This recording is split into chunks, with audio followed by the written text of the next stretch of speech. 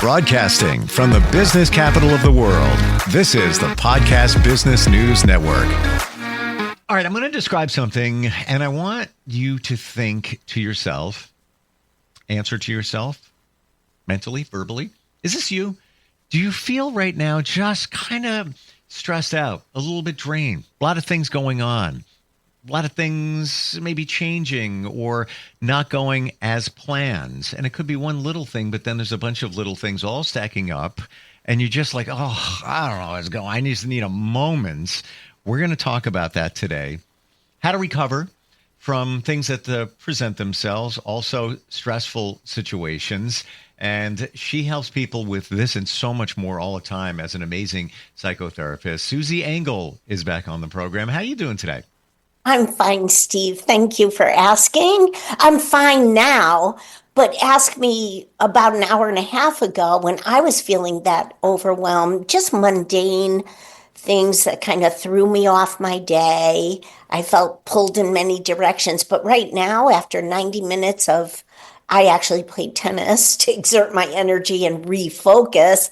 I really feel good right now. What a contrast. I'm so happy to hear that, and I can feel your positive energy. I went for a walk this morning. I was going to go to the gym. I was running a little tight on time, and I'm thinking to myself, if I go to the gym, I'm not going to get as much benefit as I can because of the time. But I said, oh, wait a minute. I can just go for a jog. I can walk around the neighborhood. And I haven't jogged in a while, since last year. That felt good. Just for a couple of minutes, it was like, oh, I'm back. Oof. But a lot of this is burning off negative energy within and refocusing, grounding as well. What happens to us physiologically, psychologically, when we've got these situations where there's a lot going on, a lot of things stacking up, things aren't always going to go as planned. That's called life. What is really going on within us? Well, I like the way you said it, that stacking up. Because when I'm working with clients or, introspective of my own situation day to day, that stacking up, it's a very nice term because it could be 3 days ago where little stressors started to surface. And then yesterday, it could have been a few more where time is tight and trying to get these things accomplished, didn't get everything accomplished.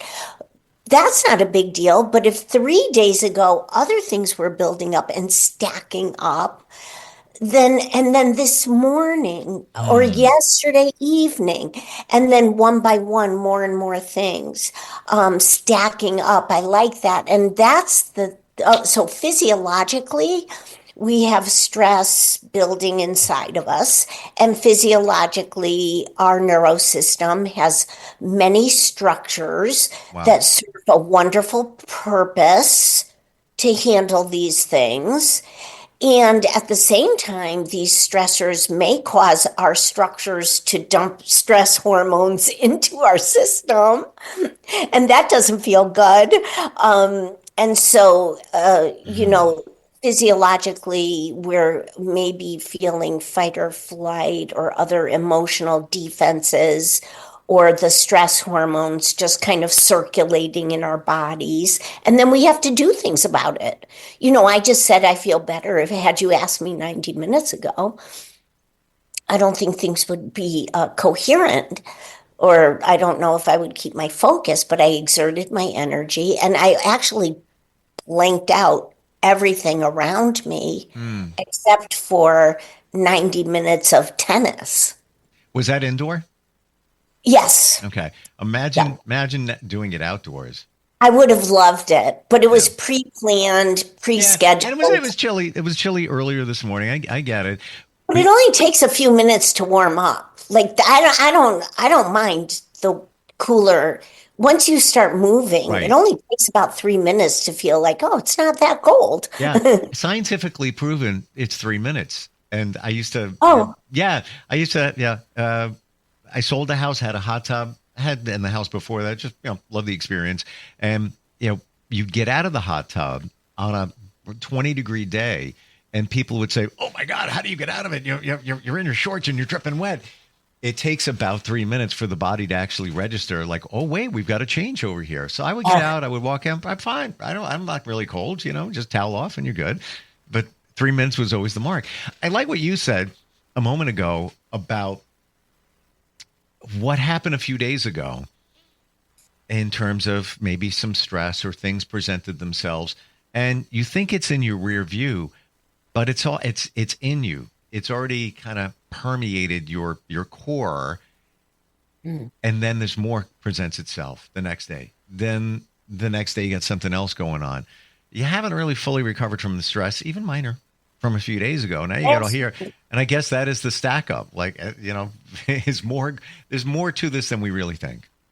Yes, I think so. And I think that self-awareness is wonderful. I think little children really benefit from starting to understand that and be aware and say, it's really not about today. And a young child can start saying things like, what happened over the weekend? Now today is Tuesday. And guess what, Susan? Guess what happened over the weekend? And then Sunday night, and then Monday. Oh, well, the children are becoming aware. We have to keep up with them. But they're taught, I teach them that at the office. And a lot of things are going on. And like you said, minor things and it's really because those minor things have not been processed. I'm a chef, well, as a psychotherapist. So if you could imagine, it hasn't been digested. That's why the stack up. Yes. Process. That is a great word. You have to do something with it. When something presents itself, something has to take place. A action, reaction. What's your reaction? How did you process it? If you just kind of let it sit, it's kind of in the wings, on the stage of your life, floating over to the side. Have you done anything with it? You did today. Yes. And purposefully. And when we become aware that all these little things are valuable. And I will say it doesn't necessarily have to be the binary negative and positive. Even people could say I have overexcitement about something that could lead to stress and overexcitement. But even I think the key is if we're aware that something might be somewhat important enough for us to say, wait a minute, this is impacting me. Or I've really got this. I'm going to put this to rest. I know my plan of action. I can set it aside, or I've processed it, however we want to discuss this. Right. But if we leave it undone, we're kind of willy-nilly about things. And that doesn't feel good. Okay. Right. I want to share. I'm not deep into astrology. I just hear things. I see evidence and I process it. So if things feel heavier now for all of us, just you're thinking, I don't know, it just feels heavy lately. Emotions flare and things like that. Astrologically, which is a science, by the way, we're about to enter a Mercury retrograde. There's typically 3 of them per year, lasts about 3 weeks. And it's the planet Mercury appearing to spin backwards. What happens is communication gets wonky. Things are taken a different way. Always check before you send a text or an email. It might be interpreted in a way you didn't intend. Technology gets wonky, i.e. more stress. And for those that think, how is that even possible? Come on, whatever. I just sit back and I look at it and I observe. And the last one that we had was back in December. And the first day of the Mercury retrograde, Microsoft 365 went down worldwide. We had email issues, everybody for hours. It took about a day for them to get it figured out. Why did it happen during the retrograde? Just saying, coincidence maybe, but there's other evidence of things going awry. I'm just bringing that up if you're feeling heaviness. But there's also something else astrologically going on here. Venus is in retrograde, which doesn't happen often in our lifetime. Oh, Now, both of them. Then we have lunar eclipses coming up. We have oh full yes. moons coming up. I'm just saying, and I write on a positive note, might feel a little heavier. You might want to go play tennis again. I'm just saying, but there's, there are reasons for everything. And that might be, something to just be aware of. And the retrograde, by the way, starts in about 3 days, but there's a pre-phase. So it's already starting to feel heavier. Oh, that's very interesting. Google it. And really good for people to hear other information. Wow. You and know what? Thank you. Thank you for Yeah, saying that. 'cause I'm not familiar with it. So good for you. Yeah. But also, when somebody says, I don't know what's wrong with me, I don't feel it, there may be a reason. It could be these retrogrades going on here.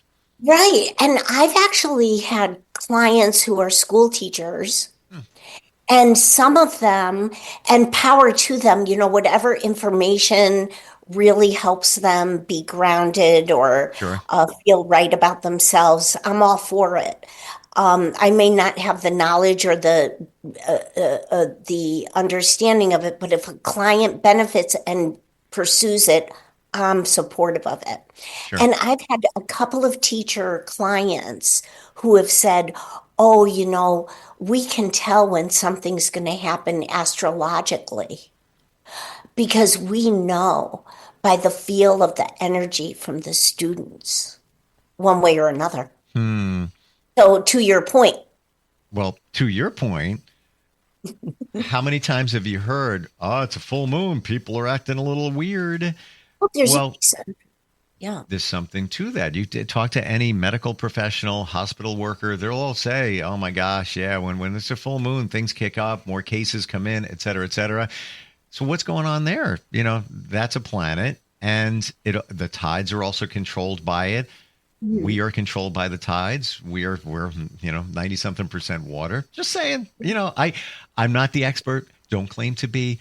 I just sit back and I observe this stuff, and I take observation of it. That's all. I like it. That's very interesting. I love that. Do the research. Google Mercury retrograde 2025 and see what comes up. And it will concur. When we're dealing with these things that are stacking up, stressful for whatever the reason they are, what other advice do you have? Burning off energy, exercise, absolutely. What else can we do? Should we do? Yeah, exercise is priceless. Exert that energy. I think, if people are able to ask themselves, is there anything in this moment I can do about all of this right now?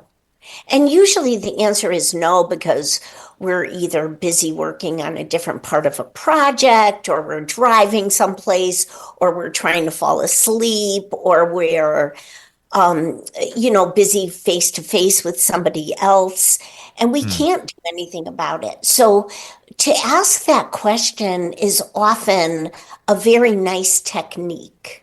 If we use it purposefully and just say, okay, if there's nothing I can do about it now, how do I set that aside? And there's a lot of imagery people could do, or they could make a list or whatever they do. I mean, I'm not suggesting that that's a cure-all, but I like that question. I like to be able to say, ooh, all these things, like 12 things at once, are rolling around in my head. Is there anything I can do about any of it right this moment? Yeah. And the answer is usually no. And if there is something, then that's a great thing too. Because if I could say, oh, you know what? I can schedule this person or respond to this appointment or scheduled or whatever that is, and take that action. That's very good. That's very relieving. That's just another thing people could do, but I love the refocus. Like, if there's nothing I can do about it now, I can develop, and clients can develop, and probably everybody in our audience can develop the empowerment to change my state of mind. And that takes some learning of some techniques. People have probably acquired things along the way, like deep breathing, yoga. We've talked about exerting energy, sometimes having a little snack and just like calming down and tasting, notice our five senses. I don't know. There are a lot of things we can do. The check-in. That's what that's coming up for me. The check-in. Check in with yourself, and I like certainly that. you have all these things in front of you that maybe need to be addressed. Do they all need to be addressed right now? Because a lot of times when you get stressed out and frustrated and things are going on, you don't see the perspective, and you're like, I got to get that. I got to fix that. I got to take care of that. I go over to here, but I have to type that. But if you take that deep breath and realize, wait, that can wait. That's in my mind. I want to get that done now just to get it off the stack. But that can wait. Put that over there, kind of dissect what's going on. What you're saying. I like that. I used to get stressed out about those things, and I still occasionally I'm like, oh, I got to do that. I got to take care of that. Don't forget that. And I can easily fall down that rabbit hole. But I've found that when that happens with practice, I crawl back up. I'm like, all right, wait a minute. Take a look. What do we got going on here? Easy I like there. that. Yeah, I like that. Crawl back out and say, wait a minute. So wait a minute and let me sort this out. Yeah. And maybe even prioritize. So the things that you're saying is not necessarily urgent to take care of, even though it's one of like the 13 or 1300 things going through our minds. Yes. I like that crawl out and say, wait a minute, and I got this type stuff. And then almost sort it out into priorities or what I can get finished or accomplished or not. Yeah. I like it. But I like the check-in too. I like that a lot because sometimes that gives us the perspective to say, a lot of people just go through every single day not checking in with themselves. Now there's like apps on our phones and watches that says reflect, which is kind of funny.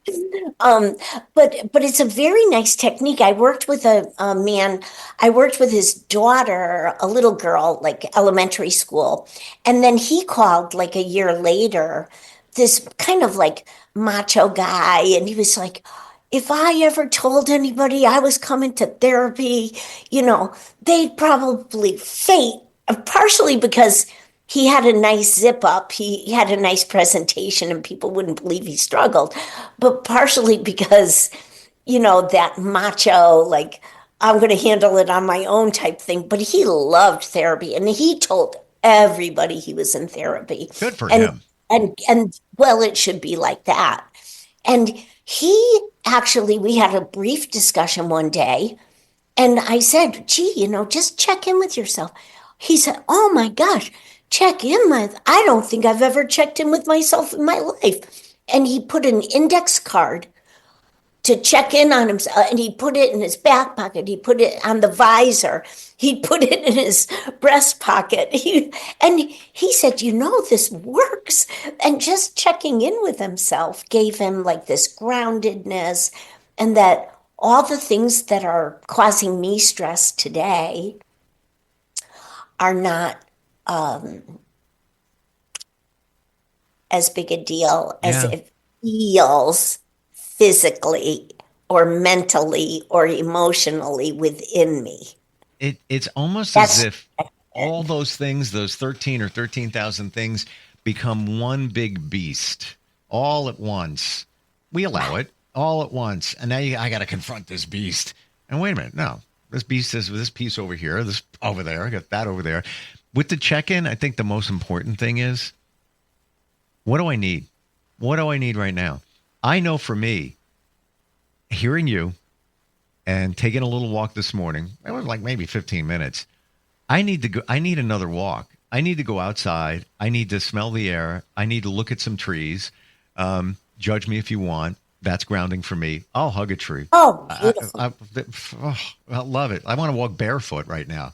Yeah, that's beautiful. I need even a half hour, and I'm going to do it. I'm looking at my schedule. I'm going to find it. Do I have things that need to get done? Do I have the big beast? Yes, today. Yes, I do. But I'm doing beast. You're going to wait.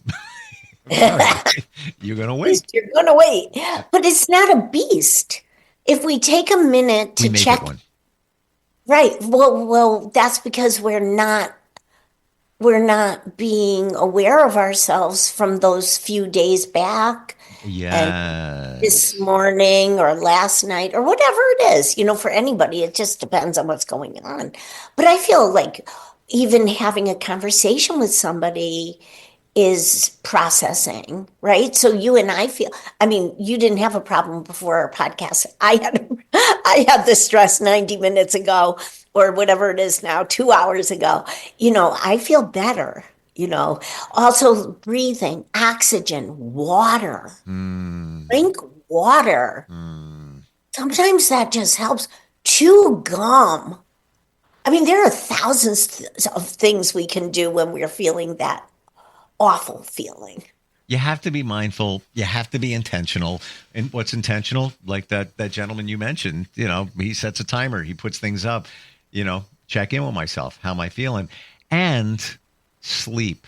We don't realize, and you hear it all the time. You've been hearing it for decades. I get it. It is so important. It's kind of next to food. Oh, it is so important. And one of the things on my docket that caused me stress is there is some repair work happening in the house and it wasn't done properly or whatever. I mean, it's easy to remedy because they're going to come back. But all of a sudden I heard this like rush. It almost sounded like a wave of water rushing through the house. It was very strange. And I'm such a good sleeper. I always have good sleep. Wow. And tonight, last night, guess what? Every time the heat clicked on, so finally I just shut the heat off. I was just like, ooh. And I called them this morning. They're going to come over. Now, do you think that maybe that rushing of water, that sound, I think I know the one that you're talking about. You have baseboard heating, right? Not forced air? Yeah, it's the water. Yeah, so waters are, they have to bleed the radiators. Right. Yeah. It's So probably I've never air. heard that before. Yeah. I used to hear it too. In one of my houses, I hear like that in the walls. I'm like, what is that? Do you think that the slight disruption in your sleep added to your frustration, stress this morning that made you want to go play tennis? Absolutely. Wow. Absolutely. Because I have regularly great sleep and dream time and everything. And I was up probably every 2 hours. Wow. And I'm never, so it didn't matter. I woke up on schedule. I went for a walk this morning too, because I usually start my day like that outside. I like to see the stars or hear the birds. Wow, you're out there that early? Animals, yes. And I have a thing. I don't like waking up and having to go straight to work because I have so many interests in life. So I like to have some time to do some of my other, pursue some of my other interests or at least plan for it. We think the same. And I write commitments down. And actually I shared them in the men's group, and we share commitments with each other for accountability. One of them, I like that, for the next 3 months is, for me, one of them, to wake up earlier, like at least a certain time. And it's about minimum 45 minutes of my usual time. I want to even make it an hour, because it's just, if you look at successful people, they wake up early. It's a whole different mindset. You're in a different mode. You're more relaxed. You're not rushing around. So yeah, got to do it. So true. And you have time to do other things. If you did have a little bit of an interest, you could do that for a few minutes or plan for it. Right. Yeah. I love talking with you. Like Thank you, Steve. Likewise. you make things come very clear. How do we? I know you can work with anybody. You're in Connecticut, but you can work with anybody anywhere. Yeah. Best way to find you, it's your name, right? Tell us your website. Yeah, it's Susan Engel -LCSW, my title, licensed clinical social worker.com. So Susan, SUSAN, Engel, ENGEL -LCSW.com. You've reminded me and inspired me. I used to play tennis. I'm talking like maybe once a weekend, maybe over the summer. And I had a rotator cuff thingy going on last year. So I really didn't play. I'm playing tennis this year. I like sooner than later. Yeah, play. Yeah. Let somebody observe you. Maybe you're doing something funky and you just have to adjust one little thing, not even where the rotator, maybe someplace else in your body. Absolutely. Yeah. I'm not good. I just do it just to be outside. And I play the game with my daughter. It's kind of our thing. Yeah. That's really great. I mean, and it's not about judging if we're good or not. It's about enjoying our time playing or zoning out and not thinking of our stressors around us. I don't or within us. I don't put focus on it until those occasional times where I beat her and she's half my age. So that goes on Facebook and everywhere. But it's funny. It's all about getting outside and it's all about releasing that stress. Thank you so much for being here today. Oh my goodness. Thank you, Steve. Thank you so much. Yeah. And check in. Everybody check in. You need to. Nobody else is going to do it the way you do it. All right. We'll catch up next time. We'll be right back.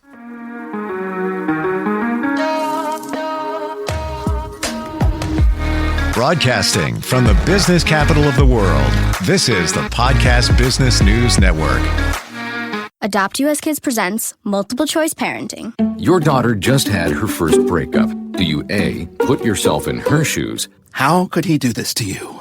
And for Sheila, she has split ends. B, console her. Oh, sweetie, this is going to happen a lot. 4, maybe 5 more times before you get married. C, take charge. Got to get this all straightened out. Give a little talking to, man to man, mano a mano. Hey, Steve! Is now a good time? No? Okay, no problem. Bye. Or D, help her find a new boyfriend. I know a great place to meet boys. The internet. Nice, single boys. Never mind. How about some ice cream? As a parent, there are no perfect answers. But you don't have to be perfect to be a perfect parent. Thousands of teens in foster care will love you just the same. For more information on how you can adopt, visit adoptuskids.org. A public service announcement from the U.S. Department of Health and Human Services, Adopt U.S. Kids, and the Ad Council.